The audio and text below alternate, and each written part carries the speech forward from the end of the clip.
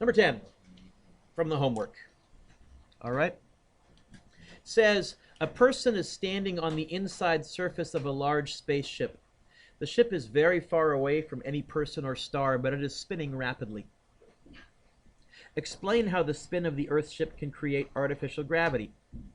Well, Sally, here's what I would do. I'm going to look at the top view and I'm going to say, what are the forces acting on this person? Now, normally I also right away say, get the obvious ones, but we're in outer space. Is the obvious one actually an obvious one? No, no MG this time. What force is acting on this person? The answer is there is one. What path is this person tracing out? So where must the net force be? Toward the... So there has to be a force towards the center. Now I have to figure out what force that is.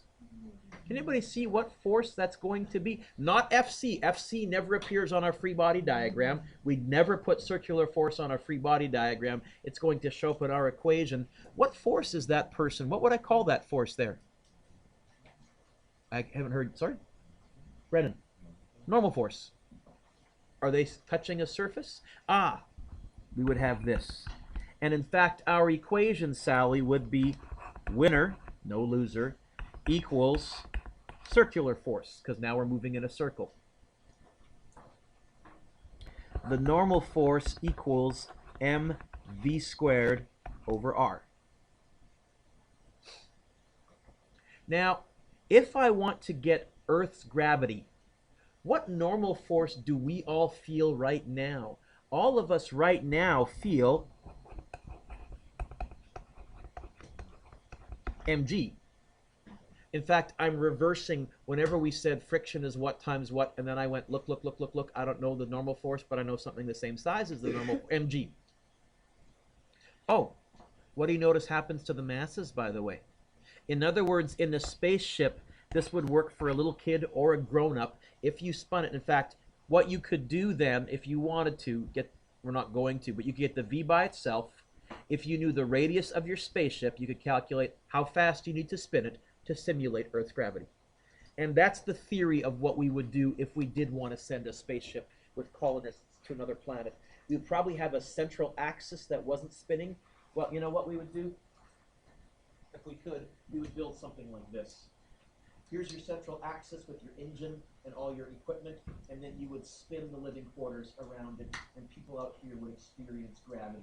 And as you climbed up towards the middle, you would have a weightless section in the middle here as well, but you would still be able to experience gravity on the outside. Those are the two big issues right now with space travel. So the astronauts that spend like a month or two in the space lab, in the International Space Station, their muscles atrophy terribly. What does atrophy mean? The decay. Because you're so used to having your muscles fight gravity, when that's gone, they decay. And the big challenge is the most important muscle in your body. What's the most important muscle in your body? Your heart. You see, your heart is always exercising right now because generally we stand upright. Generally, it's exercising, pumping blood to your brain.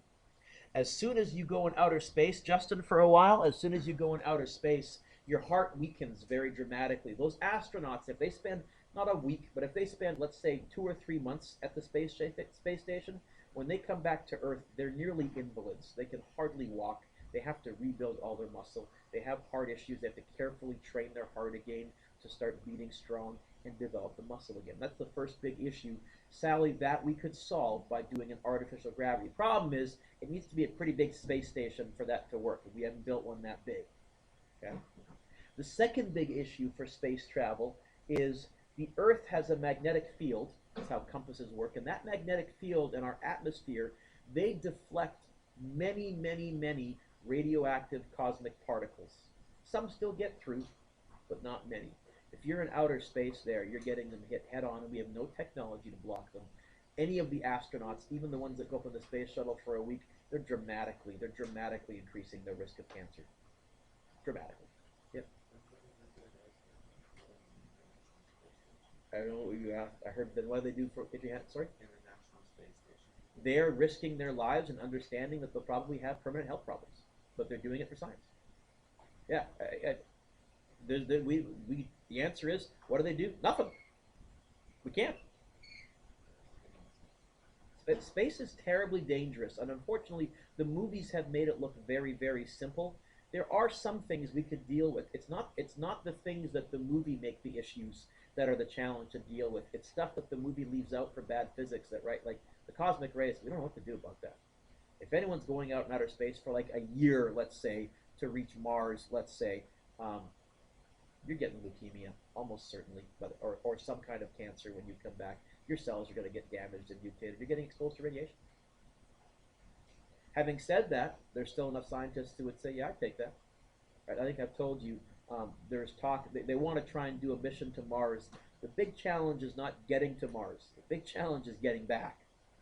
Because once you're there, it's about, I think, a 3-month window before a flight window opens up again where the orbits match up and you can get back efficiently. So they need to live there for 3 months and then have enough fuel to get back. And so someone has written a paper suggesting, why not make it a suicide mission? Because there would be no shortage of scientists who would say, yeah, I'll go there, understanding that I'm going to die there in a few weeks for the discovery, for what we could learn. I'd do that. I wouldn't, but there are scientists who would. Sorry, but a little space talk for you. Any other questions from the homework?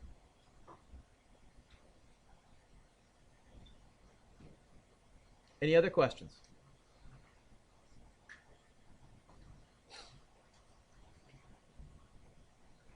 Nothing else? Well then, we looked last day at horizontal circles. Look at vertical circles today. Ferris wheels and loops.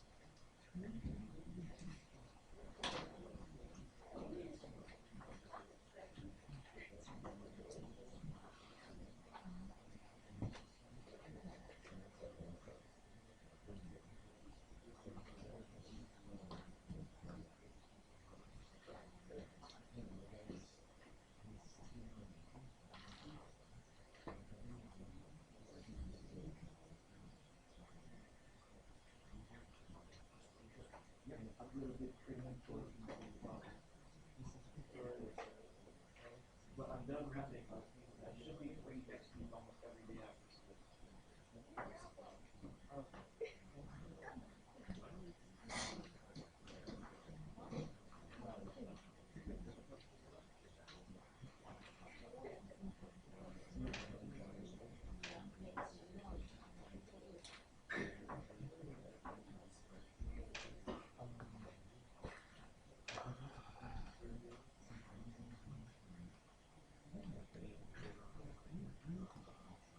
We're looking at vertical circles. In amusement park rides, there's two main types of vertical circles.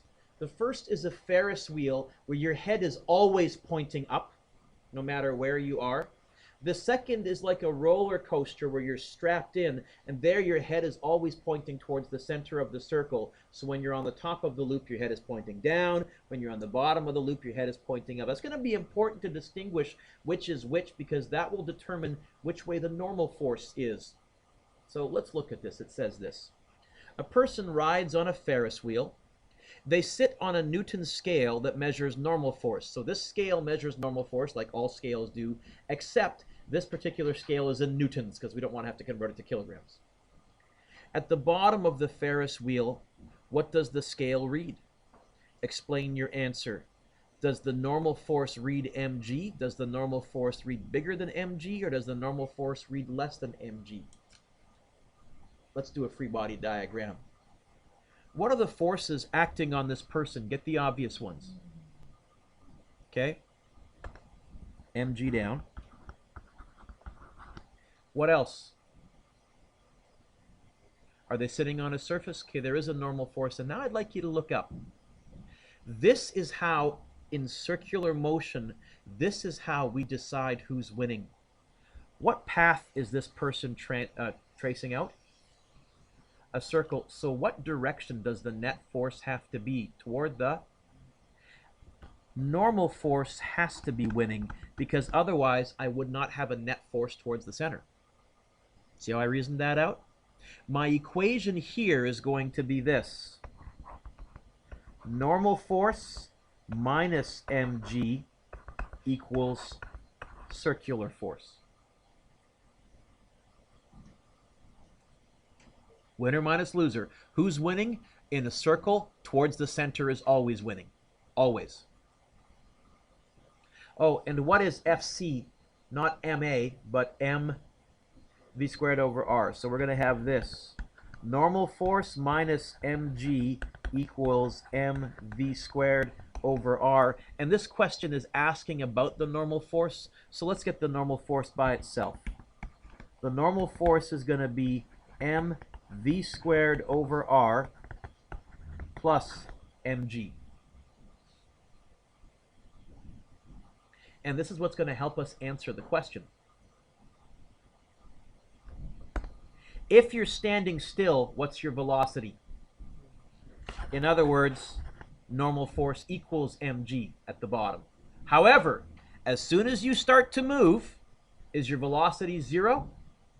So would you have a number here? If you're adding something to mg, is your answer going to be bigger than mg or smaller than mg?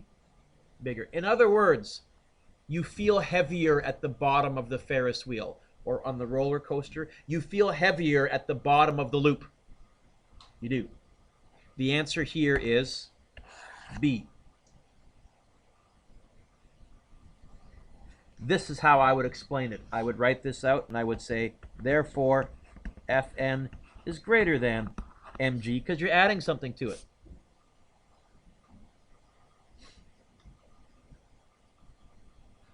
Okay?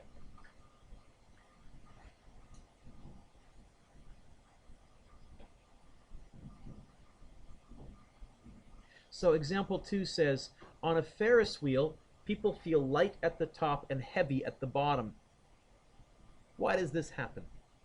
So we've just explained why you feel heavy at the bottom. Let's do the free body diagram for the top.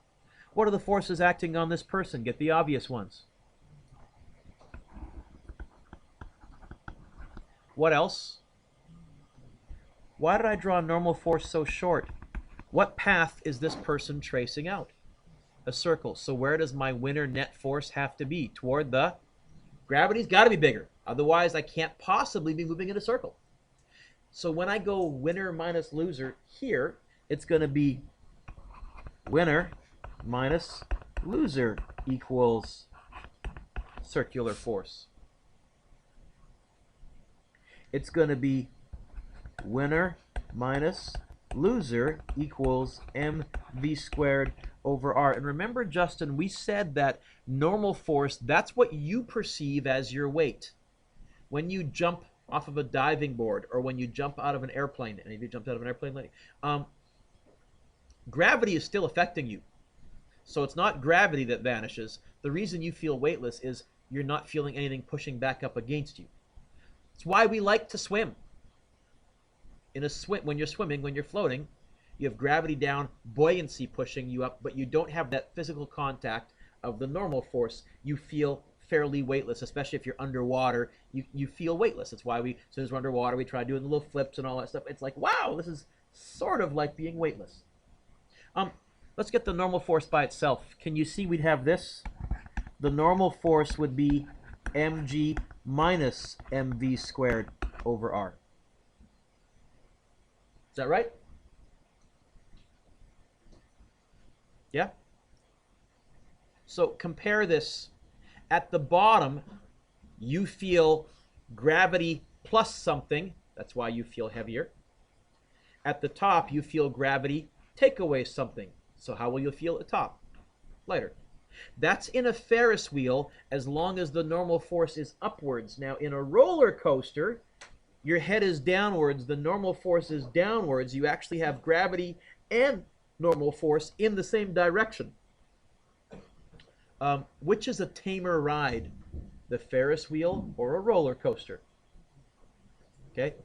The reason the Ferris wheel is tamer is because your normal force and gravity are always in opposite directions. Smaller force, smaller net force. Okay? So there's a spot for an explanation. Here I would just say, because you're subtracting from gravity, you feel lighter at the top.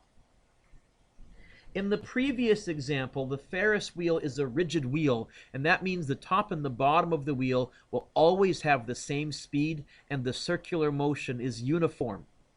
This is not always true for vertical circles. Consider a pendulum, which will move faster at the bottom of its path than at the top of its path. Oops, tangled up here, Mr. Dueck. Untangle it. So here's our classic pendulum. And if I swing it so it just barely makes it around, can you see it's slowing down at the top and speeding up at the bottom? So now we're not dealing with a constant velocity. What we're going to deal with in Physics 12 is two situations. When we're at the top and when we're down here. If we try dealing with it here or here, very, very complicated because we have gravity down but net force towards the middle. That would be adding things tip to tail and doing some trig and getting some vector math. So it says this, in a vertical circle. Oh, it says write force equations for the vertical pendulum at the top and at the bottom. The bottom is the easiest one. So visualize the bottom there. Okay. What are the forces acting at the bottom? Get the obvious ones. Gravity.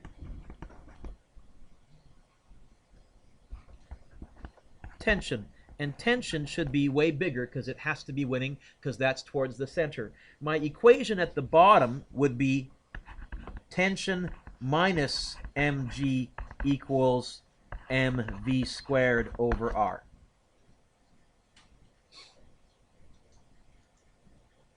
Now, what about at the top? What are the forces acting? Get the obvious ones.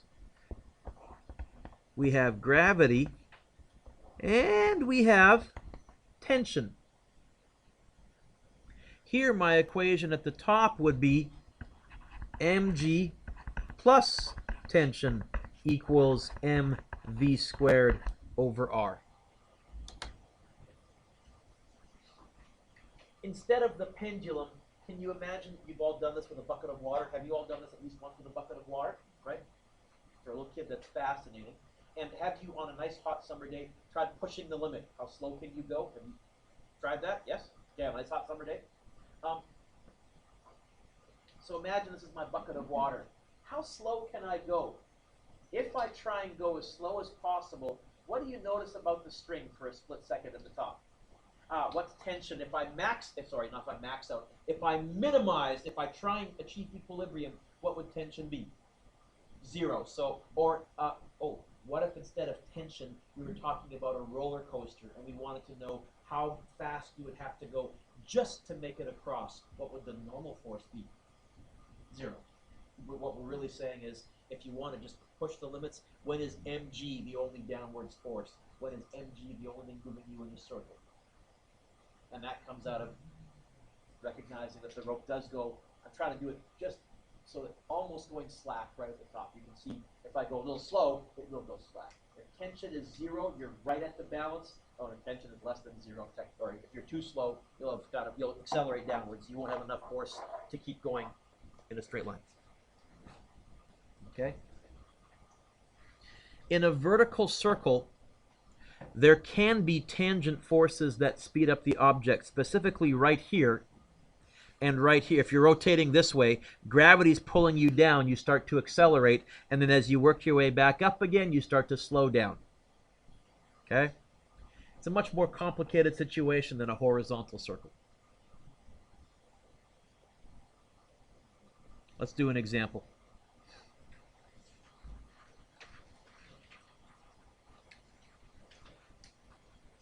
So here's a roller coaster, different from a Ferris wheel, because which way is my head pointing? Down. That's going to affect which way my normal force is. So a 70-kilogram passenger is moving at 10 meters per second at the top of an upside-down roller coaster. Find the force that the seat exerts on the person. I think what they're really saying is find the normal force.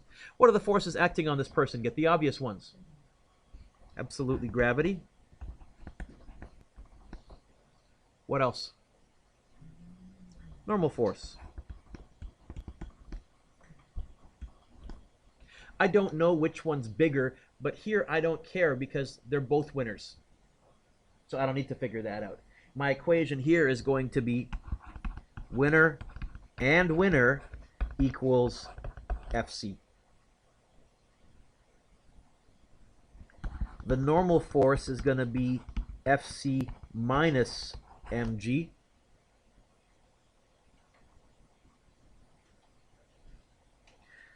The normal force is going to be mv squared over r minus mg.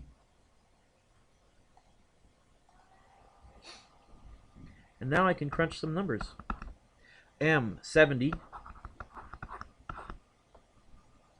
V squared, 10 squared.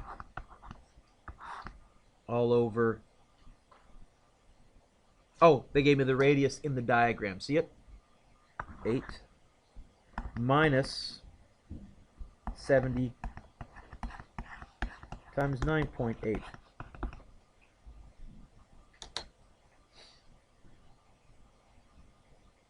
What will a 70-kilogram passenger feel? 189 newtons, is that right?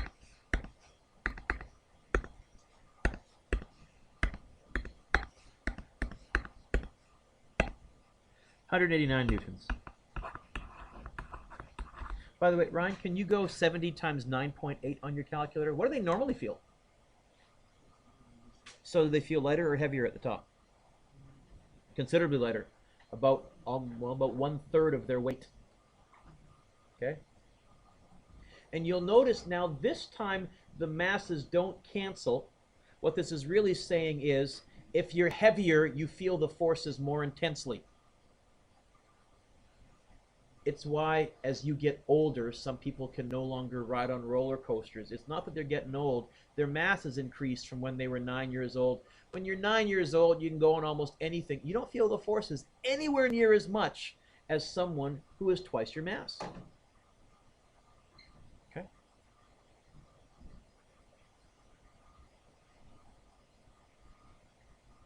In the previous example, what would happen to the scale reading if the roller coaster moved slower or faster? Let's divide it in two. Excuse me.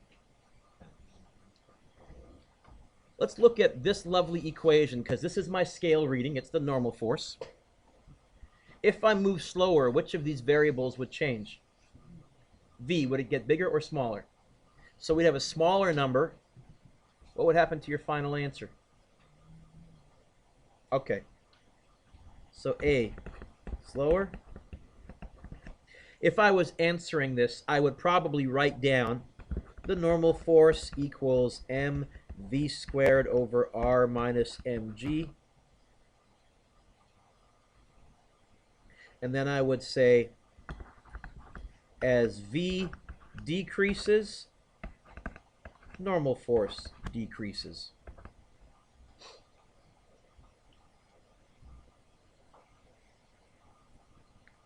Now that's the algebraic version. You could always make up reasonable numbers and crunch the answer and show, I got an answer less than 189. So give it a velocity of, what was the original velocity, 10? I'll try it for 6. And then you could crunch numbers. I'll try it for 15 or 20. But again, can you see, as this number gets bigger, what's going to happen to your normal force? As V increases, normal force increases. In a loop, when are you traveling your fastest?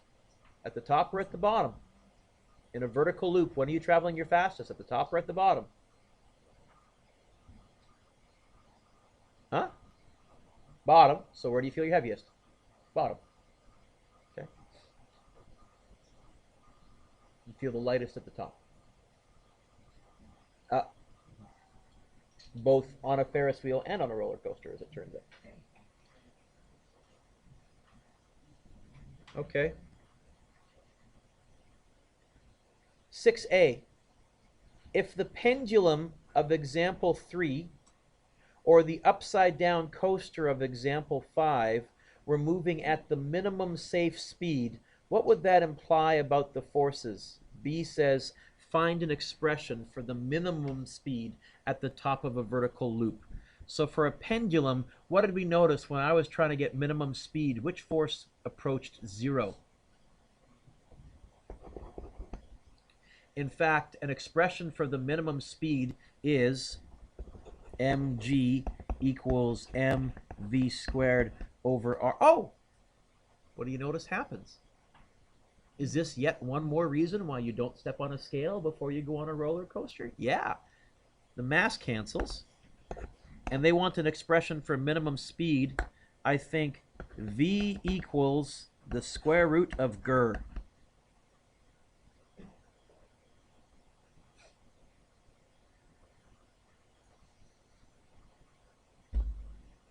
What about, okay, in a roller coaster, if you're just barely making it over the top, what would you feel like in your chair?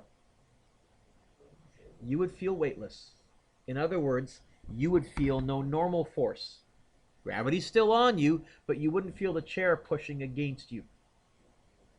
In fact, Gordon, aren't we going to get the same equation?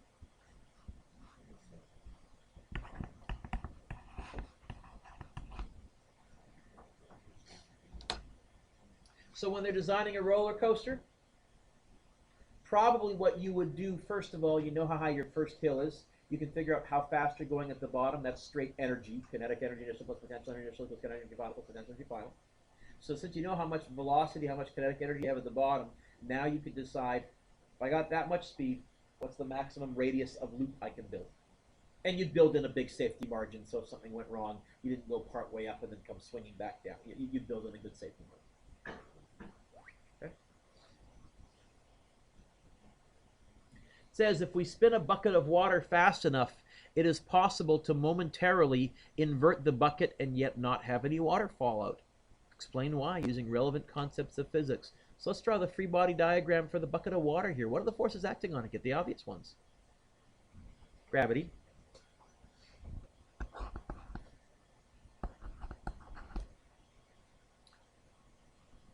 What else? Normal force. Who's winning? They both are. What path are we traveling? A circle. So where is my net force have to be? Towards the center, which is why I know they're both winners. My equation would look like this. Gravity plus normal force equals Fc.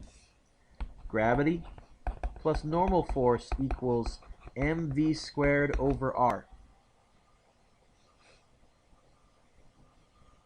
Now, if I want to max this out, push the envelope, I would spin slowly enough so that there was no normal force. You've all probably just eyeballed that because you can feel it in your arm when it's just about ready to fall, because suddenly the water in your arm feels weightless. It's not, but you don't feel the normal force. Forces come in pairs, so whatever the water is experiencing as a normal force, it's also going back up your arm. Okay? If I want to build in a safety margin, I increase this velocity.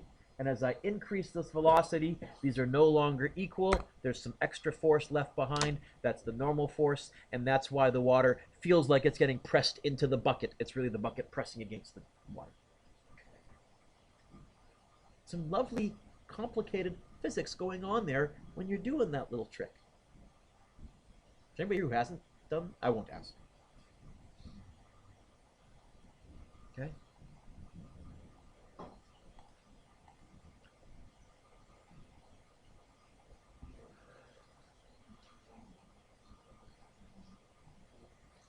What's your homework? Number 1.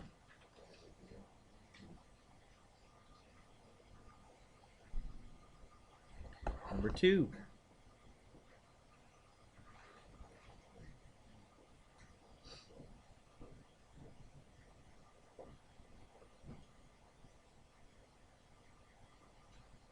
Four. 5. 6. 7. I like number 7. I like number 7. I like number 7.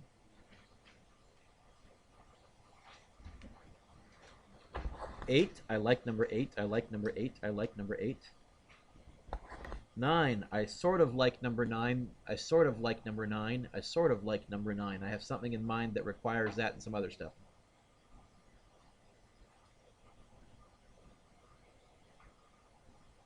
$12.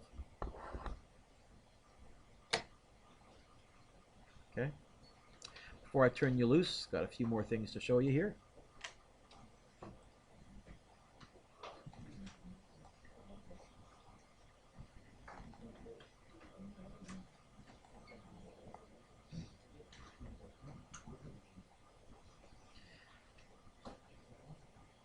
What am I looking for here?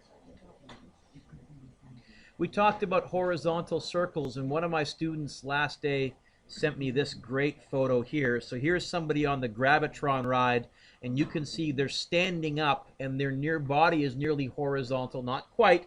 Can't get exactly horizontal, because then you have nothing to counteract gravity. A little bit of angle. But you can see they're using the normal force to its max. Sally, that's what they want to do with the space station. Same idea.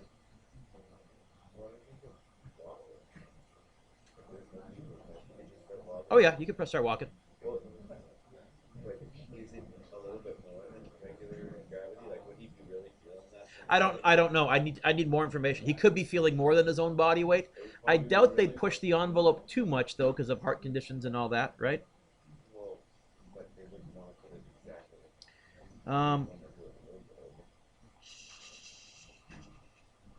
Which one am I looking for here, Mr. Dueck?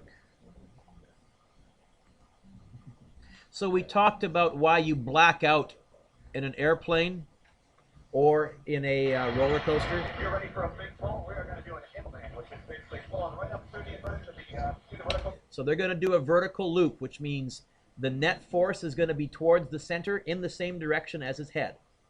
It means his blood wants to continue going in a straight line tangent to the radius. Yep. Ready to go? I am ready. All right, take a deep breath. Flex your legs. Up we go.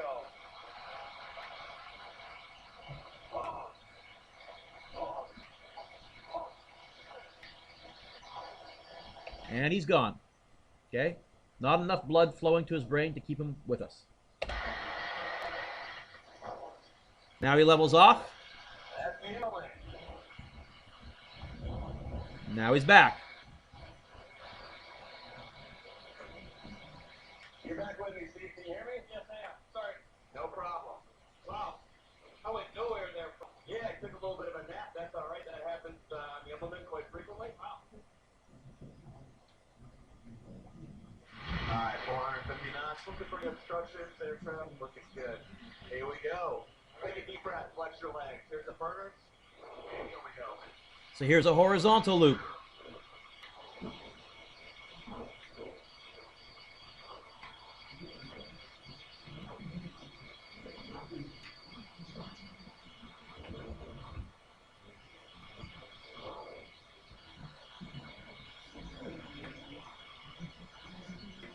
You're back with me. Can you hear me, Steve? Yes. All right, you're back with me. Okay?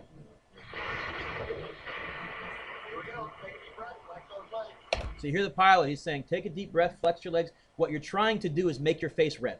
The same muscles when you try and make your face go red, what you're really doing is you're forcing the blood to your head.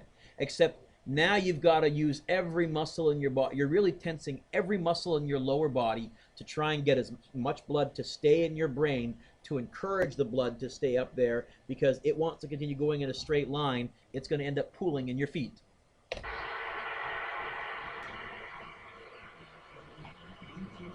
He's getting further. He's getting further. Oh, he almost made it. By the way, you all are laughing. All of you would be doing the same thing. Okay?